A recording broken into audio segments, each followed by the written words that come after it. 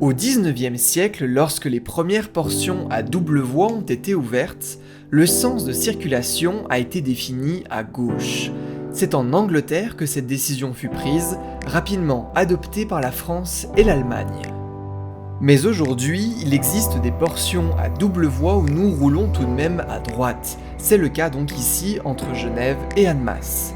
Pour des raisons d'exploitation et notamment de plan de voie, il était plus facile de changer le sens de circulation de la double voie. Regardez, en direction ici d'Annemasse et de l'aéroport dans le triangle dit de Saint-Jean, 4 voies permettent de sortir ou d'entrer en gare de Genève. La voie au nord, que nous appellerons pour notre exemple la numéro 1, est réservée au trafic français, et d'ailleurs alimentée toujours sous le courant français.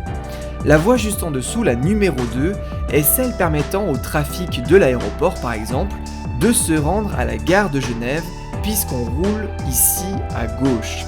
Mais c'est la voie encore en dessous, la numéro 3, qui nous intéresse. Si nous respections le sens de roulement à gauche donc, entre Genève et Annemasse, alors nous aurions sans cesse des besoins de croisement, car les trains pour l'aéroport ne peuvent utiliser que la voie 3 pour s'y rendre, sans bifurquer grossièrement en gare. Des bouchons pouvaient alors se former. Il a donc été décidé de rouler à droite entre Genève et Annemasse, pour utiliser la voie 3 dans un sens unique si j'ose dire, et ainsi avoir une voie pour aller à l'aéroport ou à Annemasse, et 2 autres voies pour venir d'Annemasse ou de l'aéroport.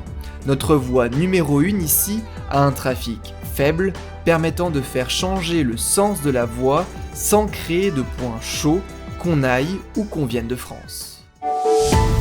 Rail One, l'émission ferroviaire suisse, à retrouver les midis et les soirs sur Télé Suisse, et quand vous le souhaitez sur notre chaîne YouTube. Abonnez-vous!